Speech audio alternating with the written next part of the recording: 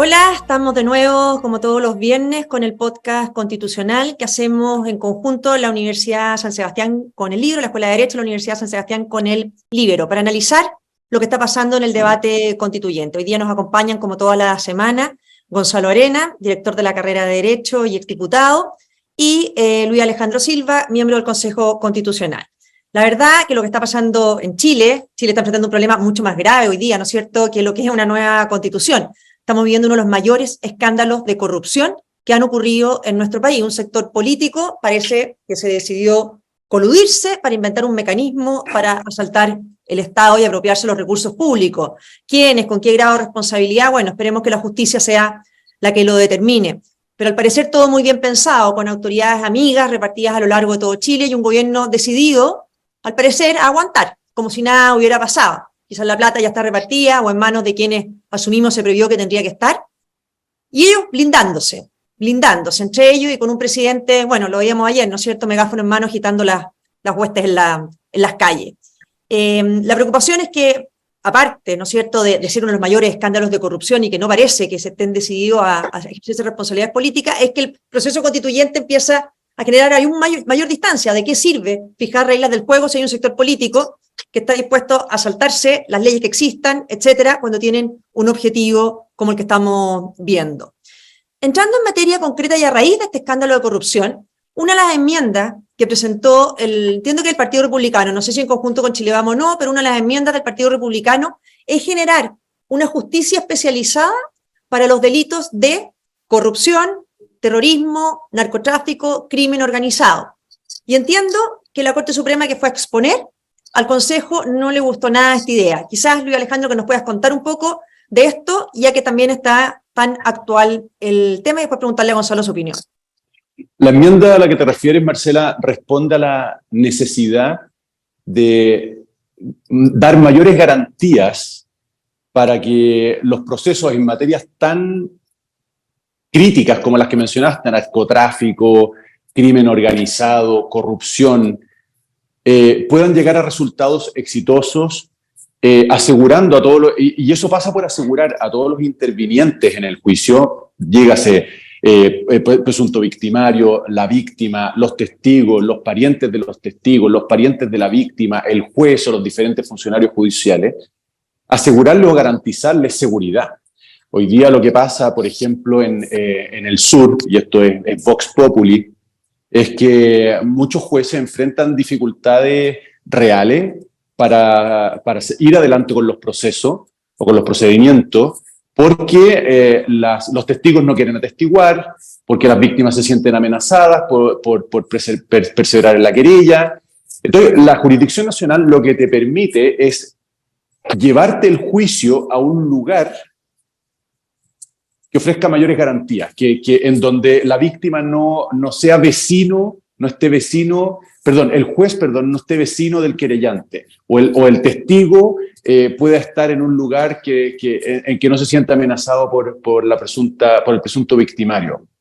La idea es, y entiendo que no sé si, estoy seguro que no es el único lugar, entiendo que España tiene un órgano que se llama la Audiencia Nacional, y que cumple precisamente esta función, o una análoga, es decir, una jurisdicción no territorial, es decir, no está circunscrita a un territorio, como pasa hoy día con todos nuestros tribunales, tienen territorios determinados, jurisdicciones locales, diríamos. Esta es una jurisdicción nacional, es decir, cualquier delito que cumpla con la descripción de estos grandes males, ¿no es cierto?, corrupción, trata de personas, narcotráfico, crimen organizado, va a tener un juicio en algún lugar que ofrezca las mejores garantías para que el proceso llegue a término. Esa es la idea.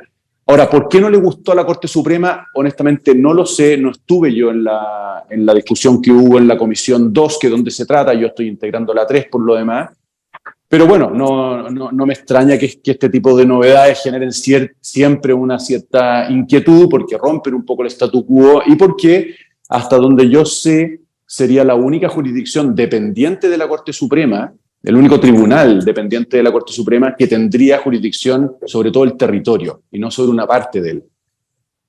Oye, Gonzalo, porque aquí uno ve con el escándalo de corrupción, que sería una de las materias que abordaría, ¿no es cierto?, esta justicia especializada, la sensación de mucha gente es decir aquí no va a pasar nada, porque las herramientas políticas no dan, ¿no es cierto? O sea, si el presidente está decidido y el gobierno a blindarse unos a otros porque creen que basta decir, es corrupción, seguimos, da lo mismo, o no hacen nada, te fijas, decir, indignarse, estos sinvergüenzas que aparecieron en nuestro gobierno, más o menos, algo así fue lo que dijo. Entonces, las responsabilidades políticas cuesta mucho, si un gobierno no está decidido a hacerlas valer, ejercerlas, porque si la oposición no tiene los votos, tampoco puede sacar un ministro. Entonces, dependemos un poco de lo que la justicia, dependemos 100% más bien de lo que la justicia vaya a esclarecer.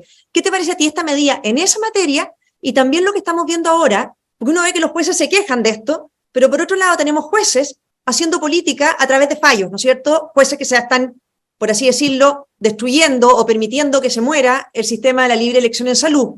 Lo que no logró la convención por el rechazo al plebiscito, lo estarían logrando los jueces a través de los fallos que hemos visto estos días. ¿Cuál es tu opinión, Gonzalo?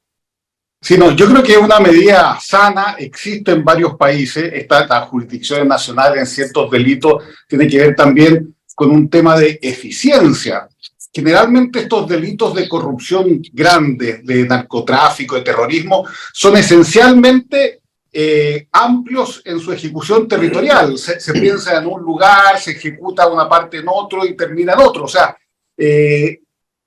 invade siempre distintas jurisdicciones de lo que son los tribunales ordinarios, igual también la fiscalía. De hecho, las fiscalías también están tratando de tener fiscalías especializadas nacionales, porque todo este trámite de trabajar en conjunto con otras fiscalías regionales que tienen mil otros problemas, que tienen mil otras formas de funcionar, siempre hace más ineficiente el tema. Entonces, es un tema mínimo de eficiencia y además de especialidad. Un juez normal no está o no tiene todo el tiempo, ni todo el poder, ni todo el conocimiento de dedicarse además a delitos que son tan complejos de perseguir, de investigar, que muchas veces requieren años de trabajo para llegar, ¿no es cierto?, a una conclusión final. Entonces, la oposición de la Corte Suprema se entiende bastante poco, más todavía cuando la Corte Suprema va a seguir siendo la autoridad jurisdiccional suprema del país. O sea, si estos tribunales tampoco se van a mandar solos, sino que necesariamente también muchas de sus causas van a recaer después en la Corte Suprema. Entonces,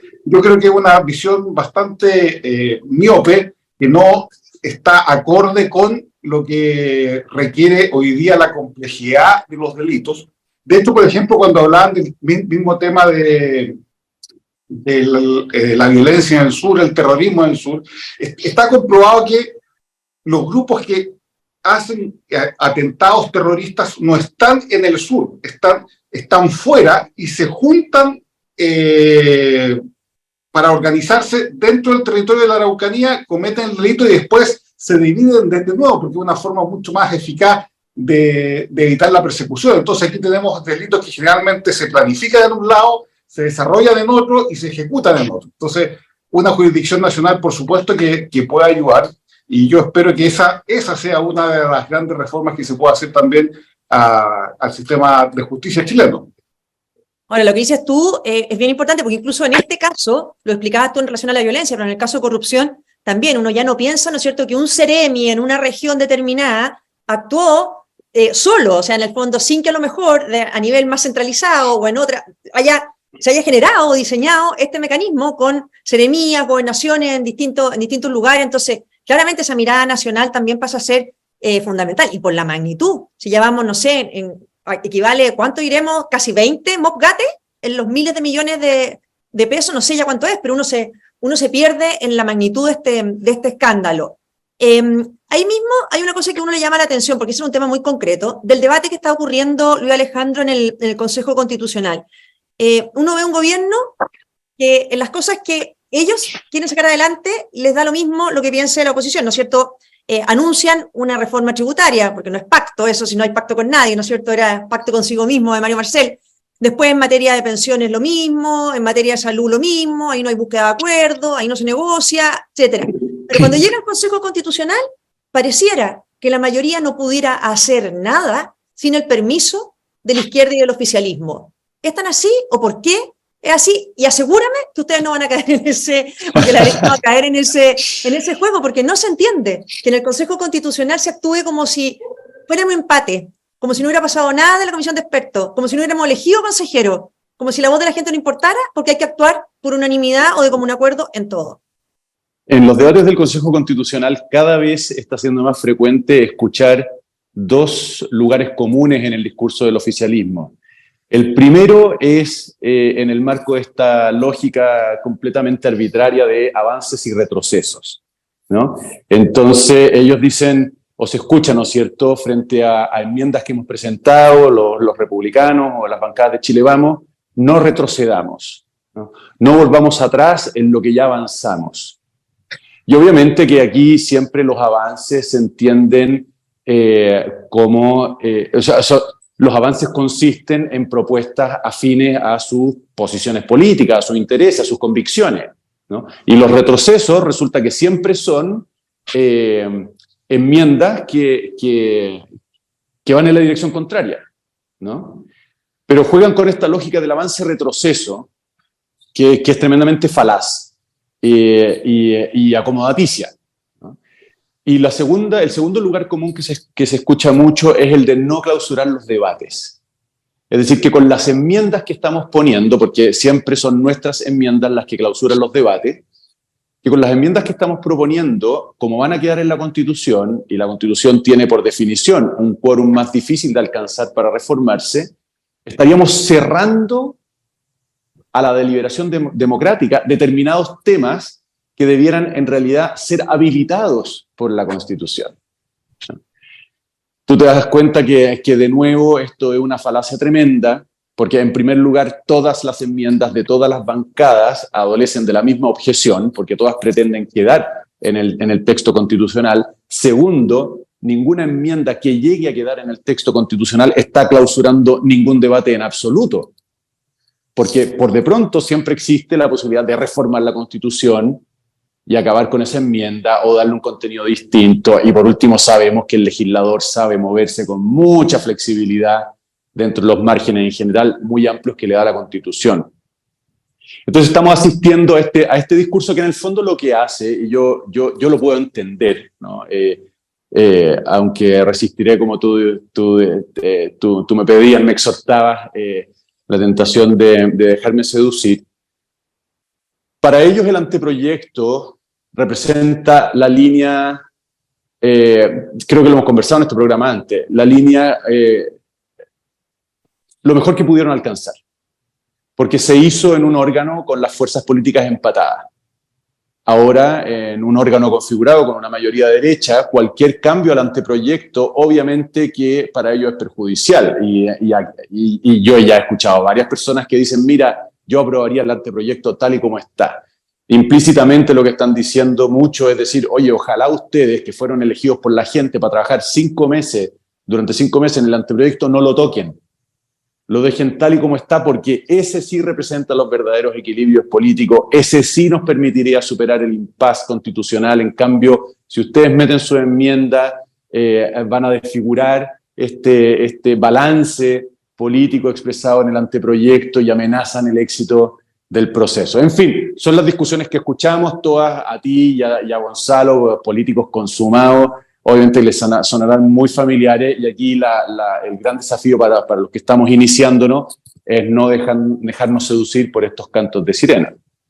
Gonzalo, yo creo que Alejandro apunta una cosa que ha sido siempre la gran trampa, ¿no es cierto?, de la izquierda, que cuando ellos logran plasmar en una ley, o si lo hubieran podido plasmar en una constitución, un tema, el debate está zanjado, ¿ah? Y cualquier intento, después por reformarlo democráticamente, te dicen no podemos reabrir debate superado.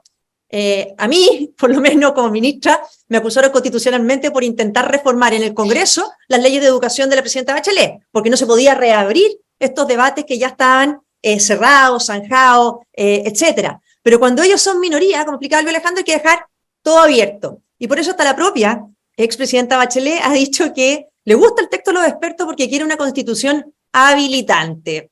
¿Qué es lo que es para ti esa constitución? ¿A qué se refiere ella bajo este texto habilitante que hoy día han pasado a hablar de esta constitución que tenía que regir por décadas a una como de corto plazo, una media desechable que los habilite para hacer lo que quieran en un poco tiempo después? Sí, en el fondo es querer una constitución que no se la juegue por nada, que establezca simplemente un mecanismo para que el Congreso resuelva todos los problemas y establezca o pueda refundar Chile cada 3 o 4 años. Yo creo que es una irresponsabilidad y claramente es una estrategia para tratar de sortear los quórum que no tienen en la Convención Constituyente. Entonces, es una forma de dejémoslo a la ley y ahí vamos viendo cada 4 años cómo vamos aumentando o bajando las minorías que nos permitan, o mayorías que nos permitan ir modificando acuerdos importantes. Y eso es algo absolutamente contrario a la idea de constitución. Una constitución debe decidir temas que son esenciales para la convivencia. Si la convivencia va a empezar de cero cada 4 años, significa que no hay una constitución que funcione. Las constituciones dan un marco, dan un consenso que tiene que durar décadas, y esa es la única forma en que los países progresan, porque si empezamos a discutir todo de nuevo cada 4 años, simplemente nos agotamos en una discusión política sin mayor sentido. Entonces, pretender que esta constitución no se pronuncie en prácticamente nada es simplemente no querer que haya constitución. Y quizás una estrategia para decir el día de mañana que quieren votar en contra, que es una alternativa que, si bien todavía no la manifiestan, yo creo que están acumulando cada vez más fuerza para eso. Y aquí, a propósito de lo que tú decías, Marcela, que lo de ellos vale y lo de uno no, hay una frase que a mí me gusta mucho, que están ocupando siempre ya hace mucho tiempo, o sea, hace algún tiempo, que es los retrocesos civilizatorios. Cuando algo ya ni siquiera es legal, etcétera, ¿no es cierto? Hay acuerdos, etcétera. Hay retrocesos civilizatorios, así como si hubiésemos retrocedido a la edad de piedra, ¿no es cierto? Estamos como en las cavernas, porque lo que hemos logrado es lo mínimo para un estándar humano, pero el punto es que esos avances civilizatorios son todos los de ellos, pero nada de los otros. Entonces, yo creo que ahí hay que tener mucho cuidado, porque ahí hay toda una estrategia ideológica, discursiva, que, como siempre en la izquierda, no es casualidad, está preparada, está programada. Una de las grandes convicciones de la izquierda siempre es que el lenguaje crea realidades. Entonces, cuando pasamos a calificar algunas cosas ya ni siquiera de legal o ilegal, inconstitucional o inconstitucional, sino que de civilizatorio o no civilizatorio, es un paso más en esta estrategia ideológica de manipular el lenguaje y, por lo tanto, las realidades. No, la pura verdad. Se me había olvidado que es el concepto que en realidad es el que usan. Cuando ellos logran, ¿no es cierto?, imponer algo, o no imponer, o sea, tener las mayorías y después las mayorías les son adversas y se quiere revisar una ley que a lo mejor no ha tenido buenos efectos, ya está hecha a perpetuidad. Bueno, de hecho, se jugaron por un texto constitucional perpetuo, ¿no es cierto?, en la Constitución. Ahí nadie hablaba de un texto habilitante. Luis Alejandro, una cosa para ir cerrando, ¿no es cierto?, y la gente entiende, las constituciones no pueden, o sea, las constituciones están llamadas a ser neutras respecto a un proyecto político, pero no neutras respecto a los derechos fundamentales, porque para eso existen, ¿no es cierto?, para limitar el poder del Estado en resguardo de las libertades de las personas. ¿Cuáles son las enmiendas a las que ustedes le están poniendo especial preocupación y que para ustedes, si pudieran nombrar quizás 2, las que ustedes son las más relevantes para sacar adelante en este proceso? Bueno, como bien tú dijiste, las constituciones son neutras en cierto sentido o hasta cierto punto, porque te guste o no, todas las normas, y esto yo siempre lo ejemplifico, desde la orden que una mamá le da a su hijo hasta una constitución, tienen un fundamento antropológico y moral. Es decir, hay detrás o subyace detrás de una norma siempre la convicción de qué es bueno y qué es malo para el destinatario de la norma, ¿no? Y las constituciones tienen una base antropológica y moral muy grande, muy densa, y en general bastante compartida incluso con la izquierda, ¿no? Porque hay convicciones muy arraigadas, porque formamos parte de una misma cultura al fin y al cabo. Dicho esto, en las enmiendas que nosotros hemos presentado hay de 2 órdenes, y te voy a ejemplificar con aquellas que para mí son o para la bancada, si quieres, también más queridas, ¿no? Una son las, podríamos llamar, de orden político, que para mí, lejos la más importante hoy día es el disminuir el número de escaños que se eligen por distrito, y ojalá ello vaya acompañado, presentamos una enmienda en ese sentido, de una reducción del número de senadores y del número de diputados, ¿no? A mí eso me parece políticamente muy relevante, y con esto también añado lo de los tratados internacionales. Yo creo que en definir la jerarquía de los tratados internacionales como una norma que está sujeta o bajo la Constitución, estamos aportando al debate de Chile, al debate en Chile una definición importante, ¿no? Que hoy día permanece en la ambigüedad, abriendo un flanco enorme para que los jueces puedan, en definitiva, saltarse incluso la Constitución. Esto en el ámbito más político y en el ámbito más, podríamos decir, material, si se quiere. A mí la que más me gusta tiene que ver con la educación, en donde se robustece muy decididamente el derecho preferente de los padres, y cuando decimos preferente debe entenderse fundamentalmente respecto del Estado.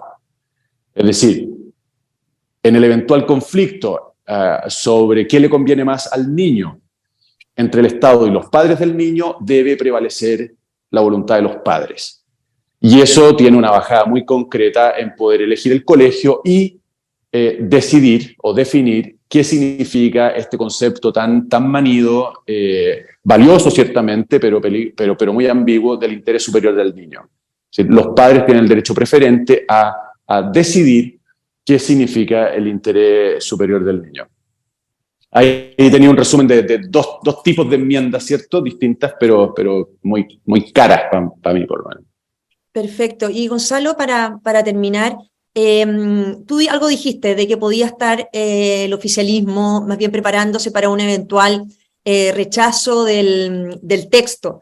Uno ve, ¿no es cierto?, al hombre del megáfono llamando a organizarse, ¿no es cierto?, al pueblo a organizarse en este tema. No sé lo que significa eso, porque depende de él, en el fondo, activar las políticas de vivienda, que era por lo cual estaban reclamando, pero este llamado al pueblo a seguir organizado no es un anticipo también, ¿no es cierto?, a tratar de tomar una bandera contra lo que puede hacer un texto que ellos consideren, como dices tú, un retroceso civilizatorio, porque incorpore la más mínima norma que a ellos no les satisfaga 100%. Sí, yo creo que es muy claro que la estrategia de ellos, bueno, en un principio siempre fue tal vez descolgarse de esta convención, pero como la mayoría de la convención ha sido bastante hábil o prudente de no dar el espectáculo que hizo la anterior, no han tenido la ocasión como para justificar pegarle una patada a la mesa y irse. Hoy día están preparando esta fórmula de decir que es una persecución a las mujeres o son retrocesos civilizatorios, etcétera, para el día de mañana poder decir francamente estamos en contra. O sea, yo creo que están generando pruebas para poder tomar una decisión que se vea como justificada. Ahora, lo del presidente me parece más grave, porque lo otro es entendible, pero lo del presidente creo que es muy grave que tome partido decidido por una u otra opción. ¿Ah? En el primer plebiscito se mantuvo más o menos neutral, o sea, pudo haber hecho mucho más cosas en perjuicio, ¿no es cierto?, de una competencia igual, pero no lo hizo. Ahora, creo que ahora están las condiciones o están las actitudes que podrían justificar a ojos del gobierno hacer una puesta en escena más agresiva en contra del resultado de la convención, y yo creo que eso es grave.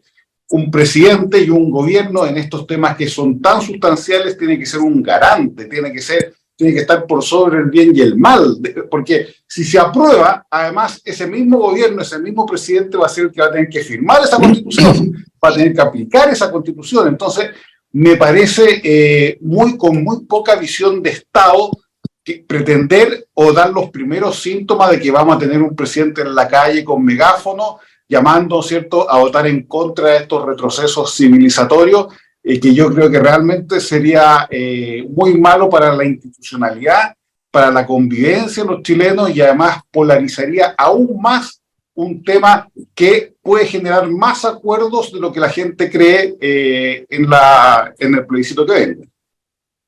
Perfecto. Bueno, yo creo que ahí hemos dado una vuelta un poco a lo que estaba pasando, el estado de la situación en el debate constitucional. Así es que muchas gracias a todos los que nos han escuchado, y bueno, gracias a ti, Gonzalo, Elvira, Alejandro, por acompañarnos de nuevo, por seguir en esta conversa semanal sobre el proceso. Chao. Chao, gracias.